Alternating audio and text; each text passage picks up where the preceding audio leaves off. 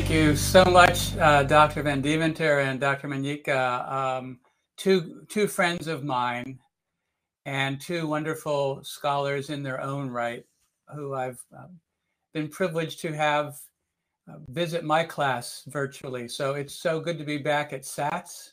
I very much enjoyed my previous experience with you and look forward to being with you today. The book of Revelation is a challenge. As one sort of snarky comment was made some years ago about it, it takes a revelation to understand it. But at least I hope today in the time that we have together, we'll be able to look at some ways to read Revelation, if not completely responsibly, certainly more responsibly. So that's my hope as we move forward. So thank you for being here with us today. I want to extend a special welcome to a couple of former students of mine and friends of mine who are joining us from here in the States. Reverend Dion Thompson, Gary Stazik, one of my colleagues and former student, and a good friend of mine, Barb Julian. So there may be others as well, but I hope that by the end of our time together, we're all friends. So let me begin by saying something about books to read on the book of Revelation other than my own book. And there really are a lot of good books, especially in the last, I would say, 20 years or so, a lot of really fine books on the book of Revelation. Three that I recommend to students in particular, especially those in more advanced programs, are the three on the screen here. Starting at the right, Richard Bauckham's Theology of the Book of Revelation is probably universally acknowledged as the best book on Revelation's theology. And then in terms of commentaries, if I had to pick one, it would be the Anchor Yale Bible commentary on the book of Revelation by Craig Kester, who's also written a smaller book on the book of Revelation, which is good for more maybe undergraduate level or even lay level. And then very recently, just came out less than 2 years ago, the handbook on the book of Revelation, edited by the same scholar, Craig Kester, a wonderful collection of essays on everything Revelation, from how to interpret it and how it looked in the first century to how it's been interpreted over the centuries and how it ought to be interpreted today. So I will mention some other books in the presentation that I think are significant for students and for others, for scholars as well, as we move through various parts of this presentation. So a very short outline of Revelation, although we could give a longer one, would be to divide it into 4 parts. At the beginning, the first 3 chapters, one might say the easy part to preach. The opening vision of Jesus and his 7 messages, they're not letters, 7 pastoral prophetic messages to 7 churches, being a symbolic number for the church at that time, and I would say for the church universal. Then we come in chapters 4 and 5 to a vision of worship in heaven, which I would refer to as the central and centering vision of the book of Revelation.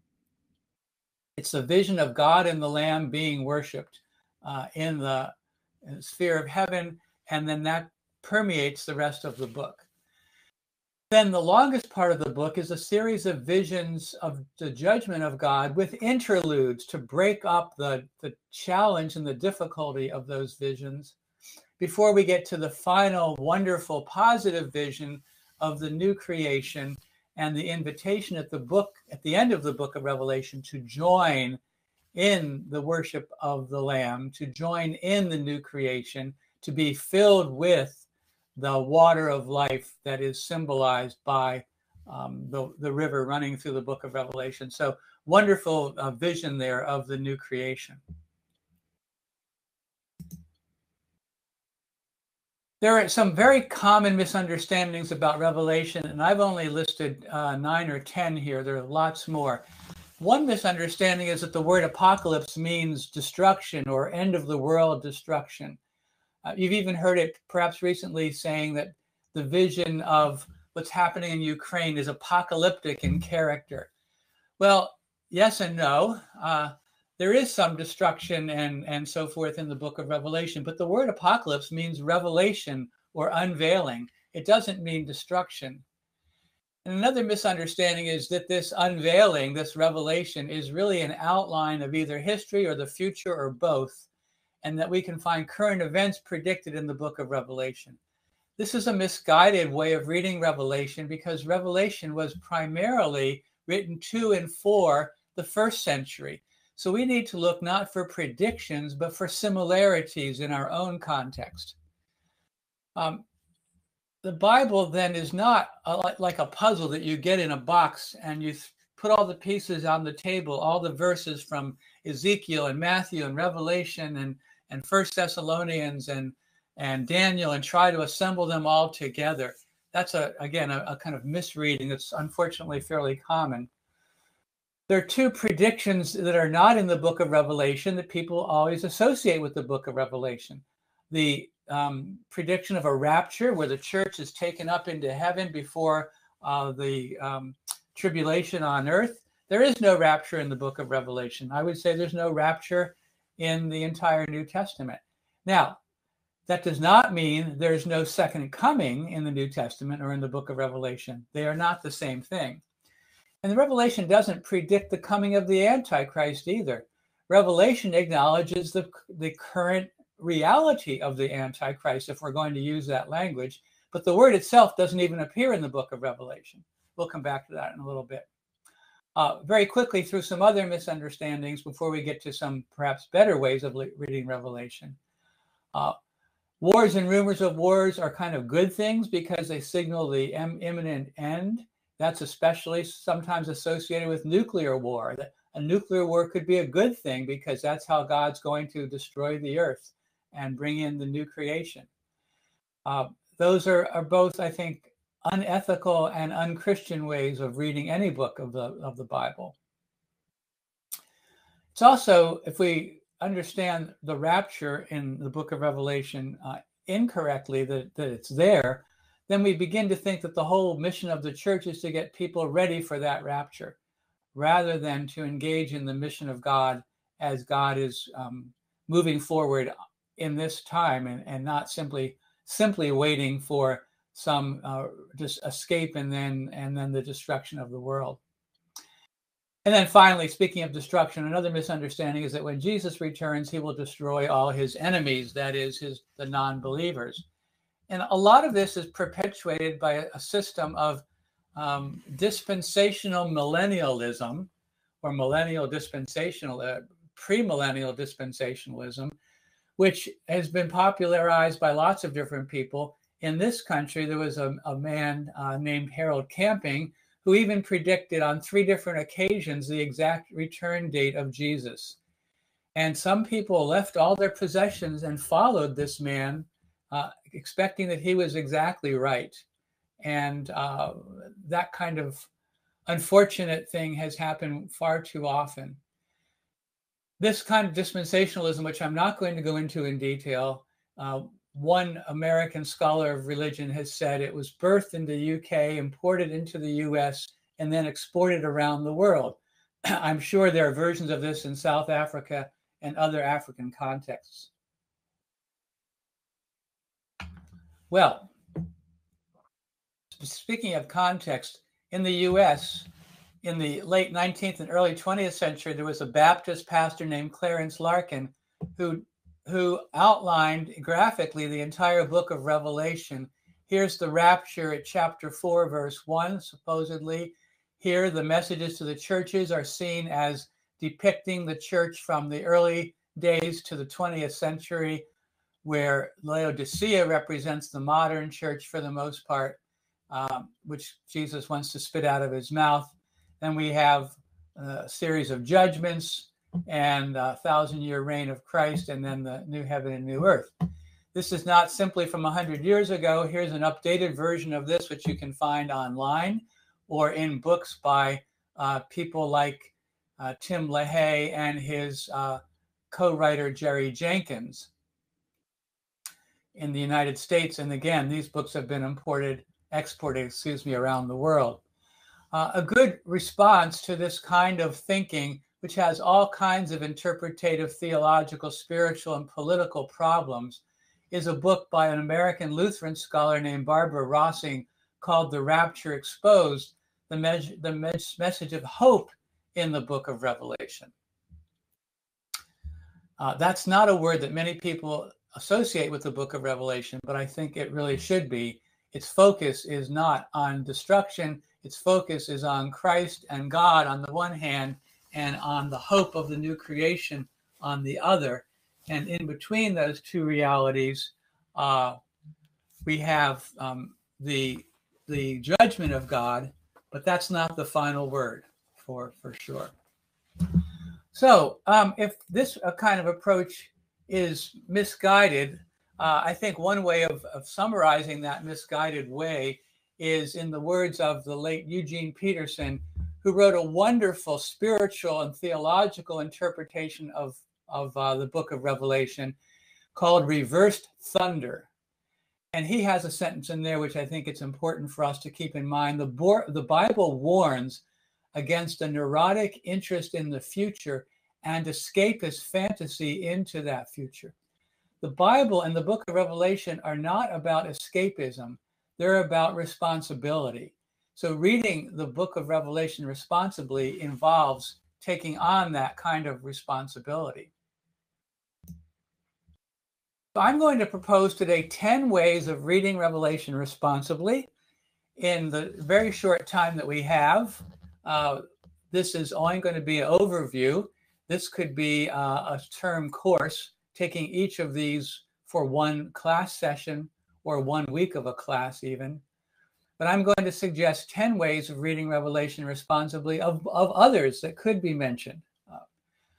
Generically, intertextually and canonically, Christologically, prayerfully and liturgically, pastorally and ecclesially, theopolitically, analogically, globally, hopefully, and missionally. Some of these I'll give more attention to than others, and the ones that I don't spend a lot of time on, perhaps people will want to raise questions about them later after the presentation. So let's begin at the beginning, a very good place to start. Generically, what does it mean to read Revelation generically? It basically means to play by the rules, that we need to respect the genre or genres of Revelation, that is the type or types of literature that it is.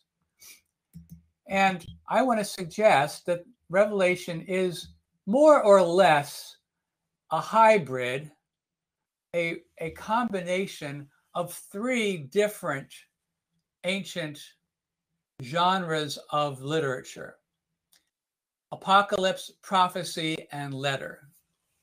As in apocalypse, it is an unveiling, and therefore it is telling us something both about the unseen present and the unseen future of God's activity and God's reality. So sometimes this is referred to as, there's some apocalypses that are more spatially oriented toward what's going on in heaven or even hell today. Some are more temporally oriented about what's going to happen in the future. I think we get both in Revelation. And therefore, we should think of it as full of symbolism about these realities, because the mysteries of the unseen reality of God and God's future have to be expressed in mysterious language because they are mysterious to us. We can't fully understand them. And because apocalyptic literature is usually thought of as coming out of a situation of oppression and the response to oppression, it definitely involves politics. It definitely involves the powers of this world and how they affect the people of God. So apocalyptic literature is ultimately, I think, a literature of hope in the midst of oppression. And that certainly characterizes the book of Revelation. Secondly, Revelation is a book of prophecy. in the biblical sense of a word of judgment and salvation, the word of God for the people of God, if you will. And it even identifies itself as such in 5 places. And going back to the word apocalypse, that's the first word of the book of Revelation in the Greek text, apocalypsis, which is why many people refer to the book of Revelation as the apocalypse. Thirdly, at least in some form, Revelation is a letter. It is written to specific people. It has at the beginning the sense of being a letter.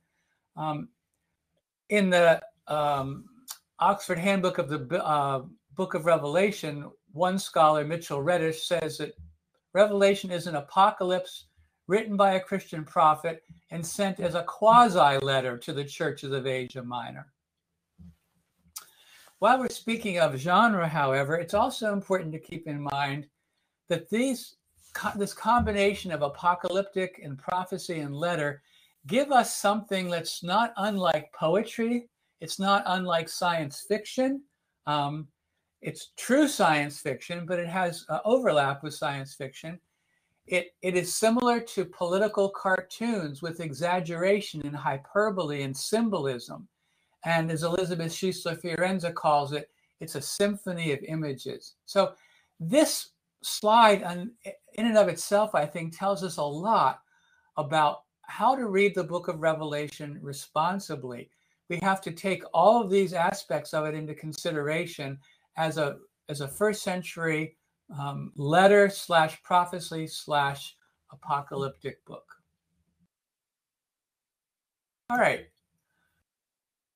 Just to unpack those 3 terms a little bit, apocalypse, I've mentioned, is like a series of political cartoons. It's prophecy in a different emphasis with a new key. This is a depiction of the harlot of Babylon riding on the 7-headed monster from Revelation by the American artist, Pat Marvenko Smith. In the American context, we often symbolize our 2 major political parties by the Democrats as a donkey and the Republicans as an elephant. Of course, we don't really believe that they are animals, at least most of the time. But this is good symbolism for the tension that you find in the United States right now. The task of apocalyptic, Eugene Peter says, is to help our imaginations.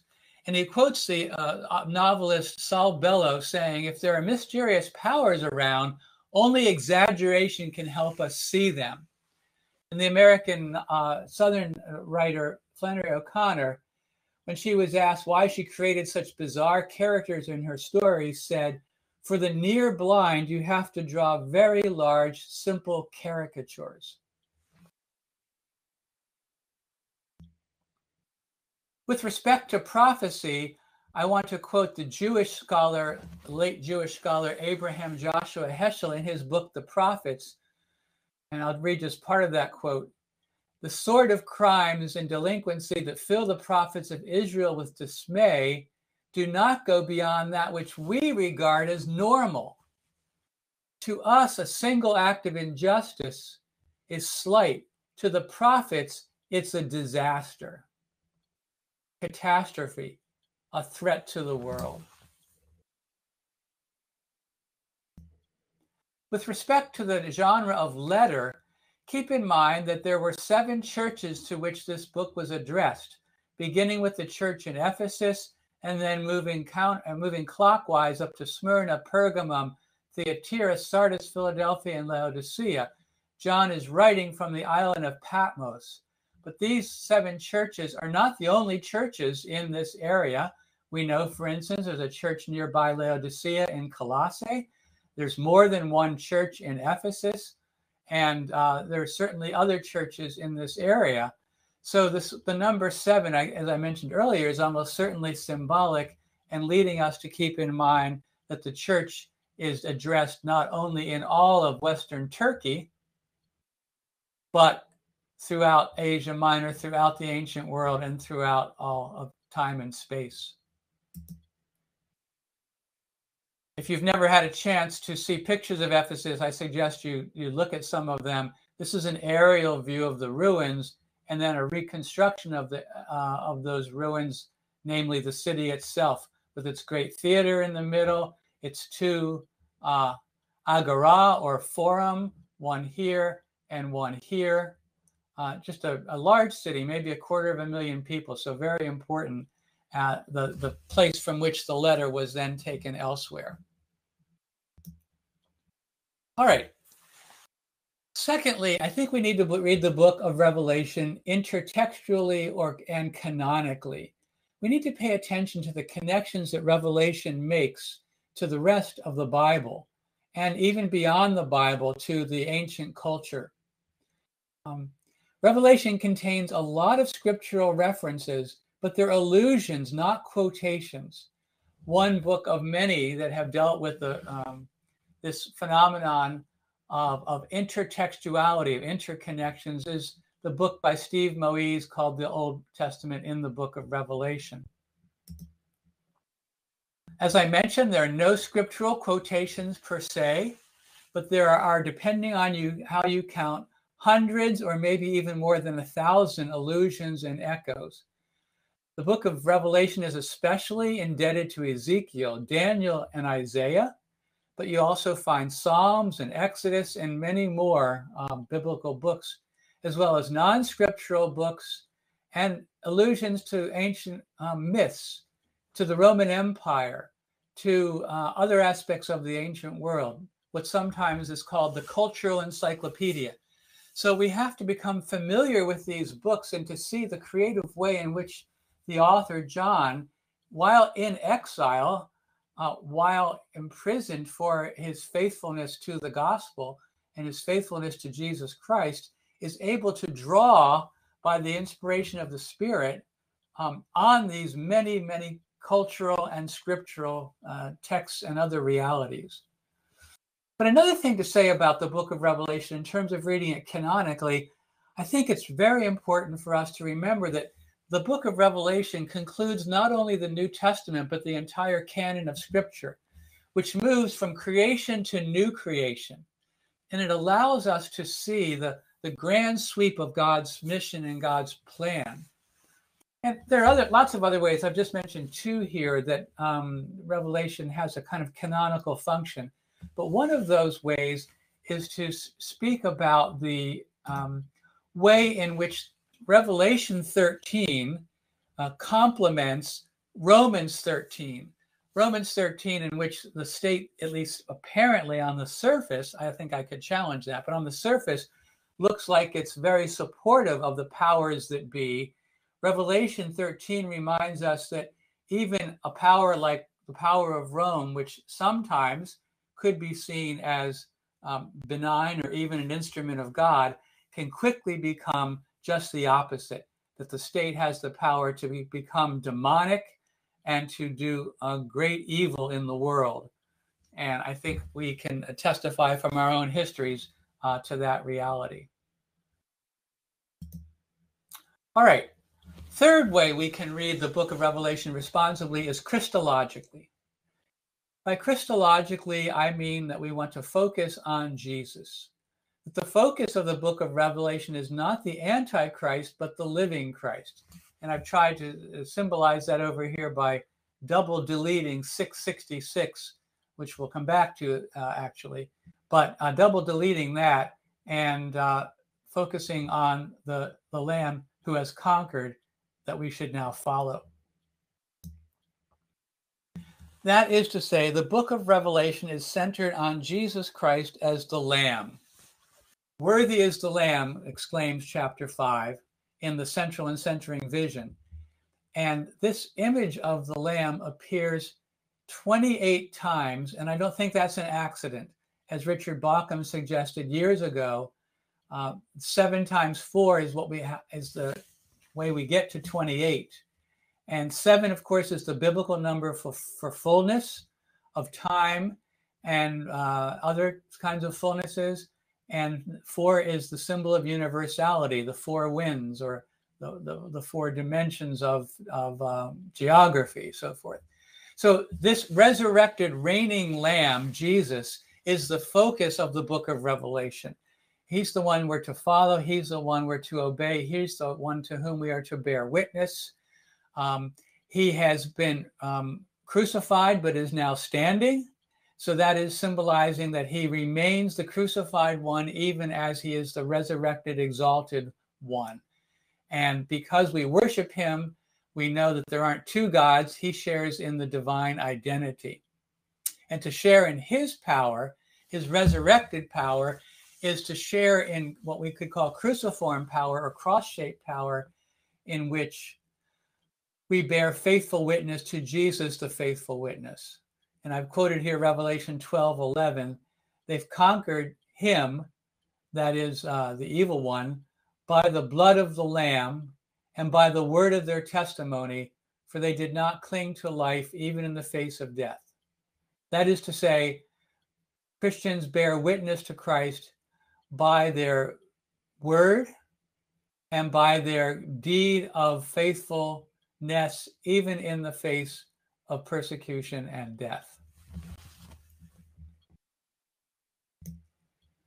A fourth way to read Revelation responsibly is to read it prayerfully and liturgically, that is, as a book of worship. I've already mentioned Eugene Peterson's book, which is a wonderful reading, the subtitle, The Revelation of John and the Praying Imagination. Revelation, I would submit to you, is full of worship and invites us to participate in that worship. Of course, I've already mentioned chapters 4 and 5, the worship of God in that central and centering vision. We have in this chapter 4 the depiction of the four living creatures saying, "Holy, holy, holy," from Isaiah chapter 6, and the 24 elders falling with them before the one seated on the throne, casting their crowns before the throne. You are worthy to receive glory and honor and power, for you created all things. So worship of God, the creator. And then in our own context, 21st century, here's Pat Marvenko Smith again, depicting that worship in the context of the glory of God. And in our hymnody, and I've chosen here hymns that are in English and known in the Western world, but also known in other parts of the world, the famous hymn, "Holy, Holy, Holy," from which the lines, "casting down their golden crowns around the glassy sea," refers to this image from chapter 4, and referring to God as the one who was and is and evermore shall be from chapter 1 of Revelation. So I remember one time when I was teaching at Duke Divinity School, which Dr. Van Deventer mentioned, I was teaching a course on the book of Revelation. I said to the students, just every time we go to chapel, if you listen to the hymns and the praise music, listen for references to the book of Revelation. You will be surprised how many there are. And they looked at me with skepticism at first, but after a couple of weeks of going to chapel, they were absolutely convinced that that was true. All right. The worship of the Lamb in chapter 5 then goes right with chapter 4, the worship of God, that is God the Father. Not only is God worthy, but you are worthy. You, the Lamb, are worthy of worship, because the Lamb was slaughtered, and it too now can receive the same kind of honor that is given to God. Notice the number of things that are attributed to Christ: power, wealth, wisdom, might, honor, glory, blessing. 7 things symbolic of complete and perfect worship, so that worship is now given to the one seated on the throne and to the Lamb, that they can receive together blessing and honor and glory and might forever and ever. And the 4 living creatures don't disagree, but give complete assent.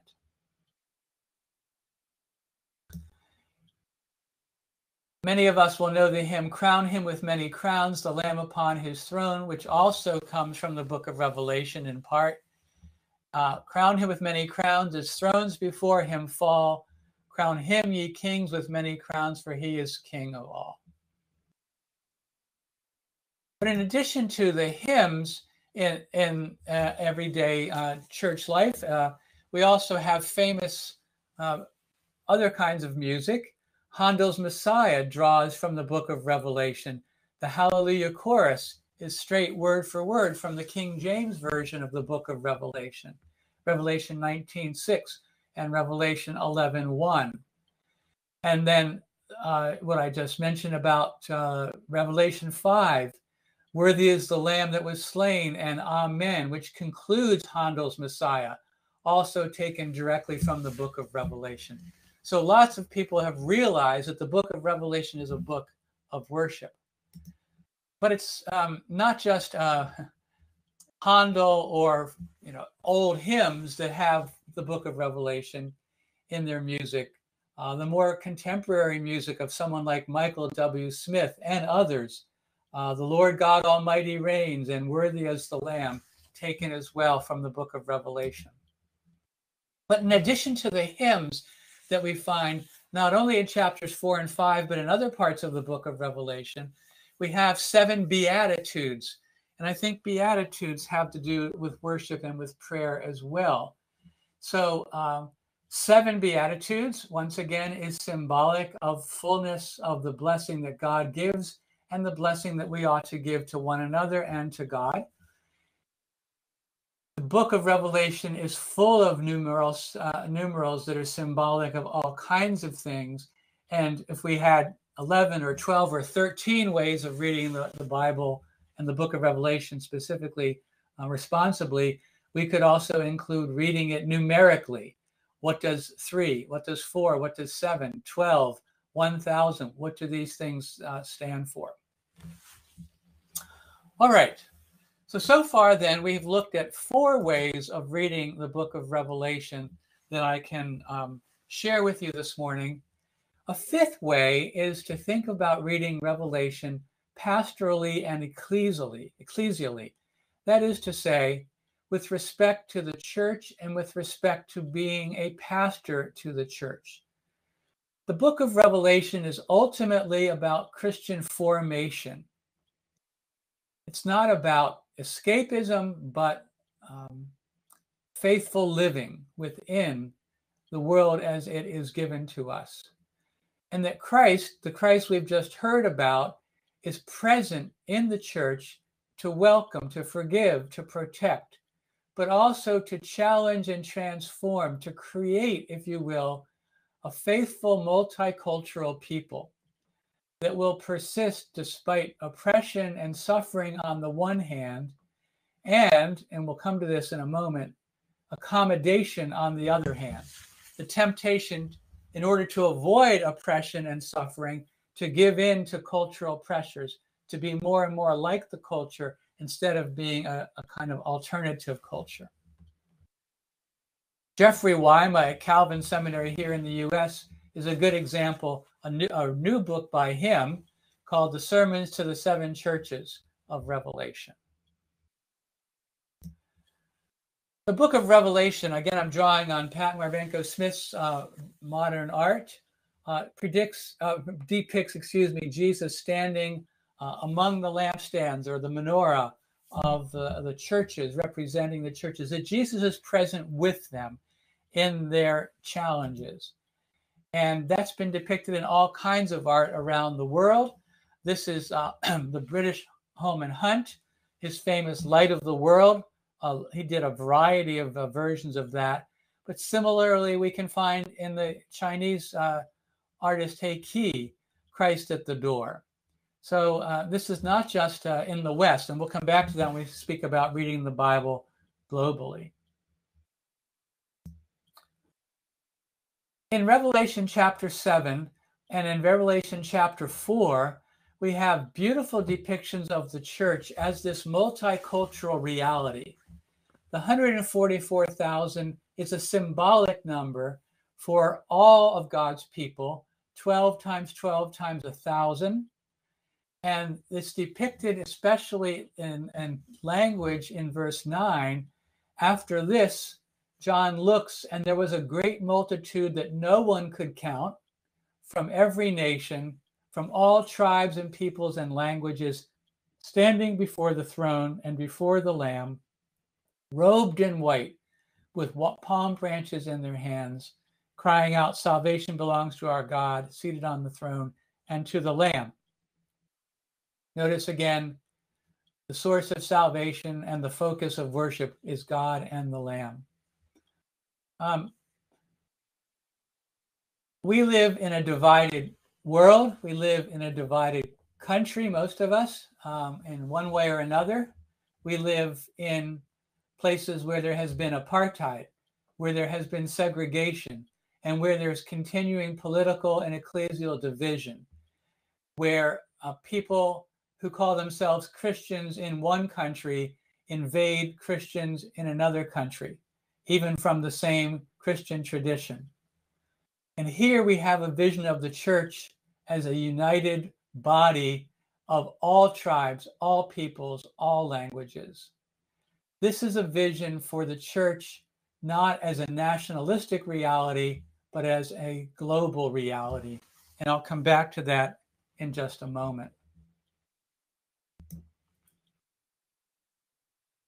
The vision of Christ leads to the vision of the church, and the vision of reading the book of Revelation ecclesially leads to reading the book of Revelation politically or theopolitically. That is to say that it calls us to embrace God's politics, not their politics or our politics.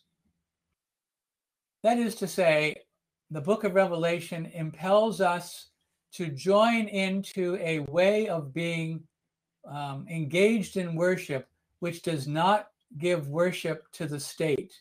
It is not a form of nationalism, because the church is one global body, because there is one Lamb and one God. One way of addressing this is, recent way, is a book by J. Nelson Craybill called Apocalypse and Allegiance. It also happens to be one of the focuses of my book, Reading Revelation Responsibly. One of the nice things about J. Nelson Craybill's book, and by the way, Nelson Craybill and I were in graduate school together. Nelson's book has lots of pictures of images of coins, which show how Rome was depicted as being kind of this power all over the world, a kind of ecumenical beast.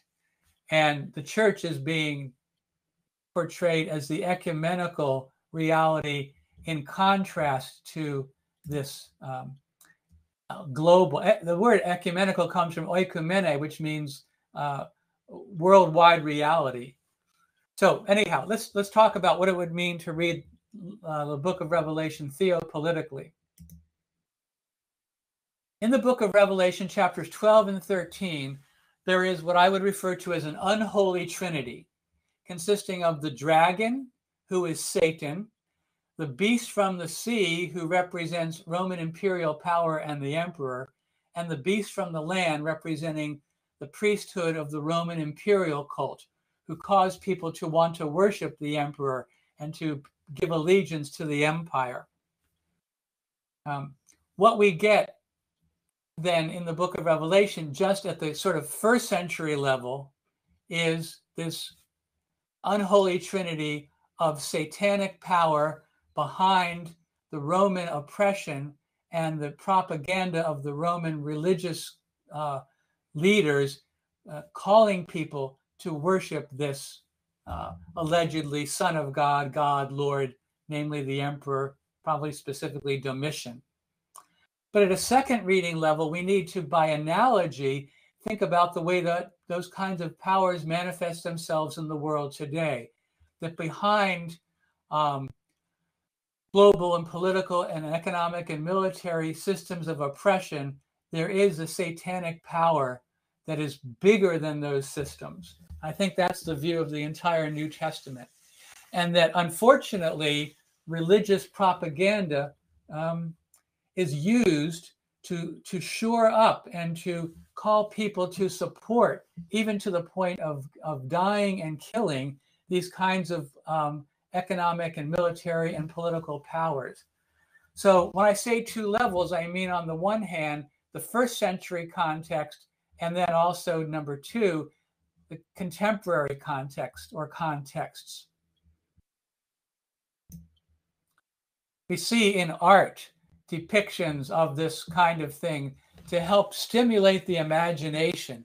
Here's William Blake from 200 years ago, or Robert Roberg, trying to show how, in a way, how scary these figures are, not to scare us, but to remind us of the danger of what happens when political powers and religious authorities come together to support oppressive and unholy realities.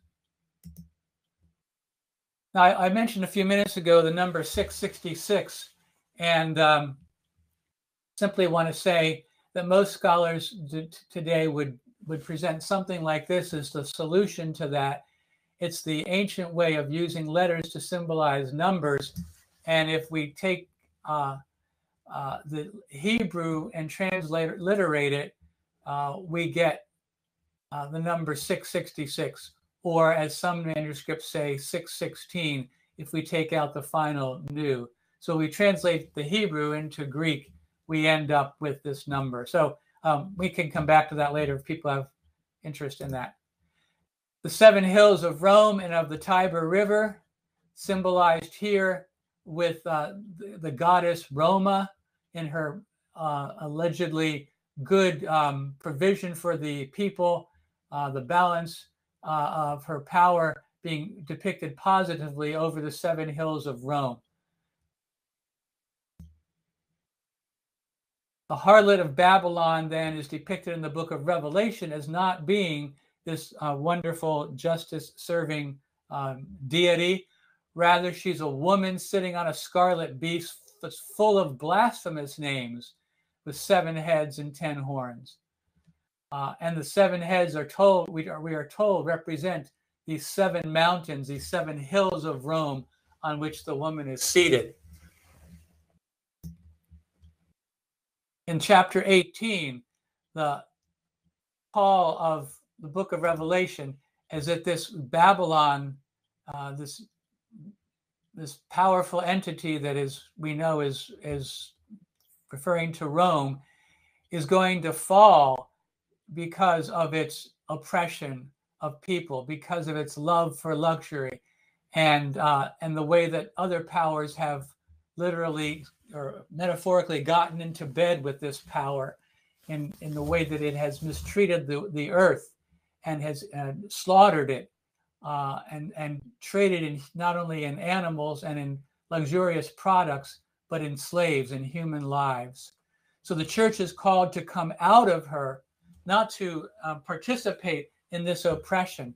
It doesn't mean to run away and put one's head in the sand, but to come out of these practices. All right, I'm going to move through the other aspects of reading Revelation responsibly very quickly, but I want to spend just a couple more minutes on this theopolitical reading because I think it's so important. In the ancient context, the empire thought of itself as having a gospel, as having good news for people, that the gods had chosen Rome, the gods were using Rome to bring about salvation and prosperity and security, and that this included in part conquering barbarian nations and taking them under one's militaristic wing. But as a result of that, we the people in that day were supposed to acknowledge the divinity of the empire, of the emperor, to placate the gods with sacrifices so that the gods would continue to bless the emperor, and that we could then participate in this imperial reality of a golden age where humanity's hopes had been fulfilled. And yet, this was an age when somewhere between 1/3 and 2/3 of the population were enslaved and mistreated. And maybe 2/3 to 3/4 of the population were living somewhere around subsistence level. This hardly seems like the golden age. These two realities then of Rome's myths and the Revelation's good news contrast the empire of Rome with the empire of God, the peace of Rome with the peace of God, the victory of Rome with the victory of God, loyalty to Caesar versus loyalty to Jesus. We can't escape the political dimension of the book of Revelation.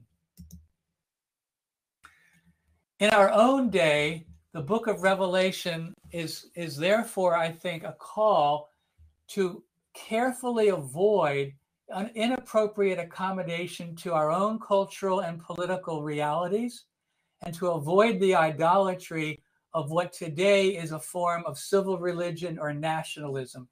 That's not confined to one country. It seems to be a global phenomenon. I know you've seen it in South Africa. We've seen it in the United States. We've seen it now on the global stage in Russia and in lots of other places. The danger of marrying Christianity in some form or another religion, but especially Christianity, with national devotion. Okay, therefore, we need to seventhly read Revelation analogically, looking not for predictions, but for similarities.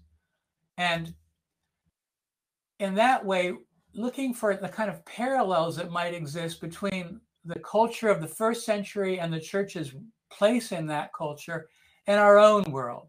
Not trying to decode Revelation, but to embody it, to have our imaginations inspired and purged if necessary, as Richard Bauckham put it, so that we can live faithfully in our culture in the light of the gospel.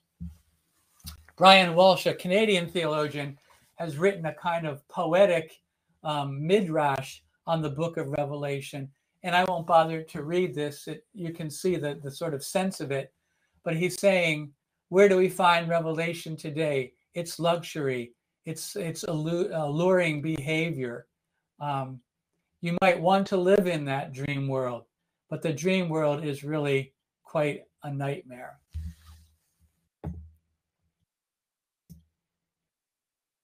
So what are the contemporary idols that Revelation might call us to think about, especially in the West, but also in other parts of the world? I've listed some of them here, pretty obvious ones. I know that the prosperity gospel has especially been promulgated in various parts of Africa. I've mentioned these kinds of isms, especially nationalism, and what a danger that can be. Okay, I have just a few minutes left, but I'm going to say one other thing about civil religion and religious nationalism before moving on from the analogy to three other things very quickly. To define this kind of civil religion and religious nationalism, we could say that it's the attribution of sacred status to secular power, and that requires from people a kind of devotion and allegiance to the nation state or to the powers that be or to the person in charge that is only appropriate to God. I think around the world today, the church needs to think very carefully about this reality and this temptation.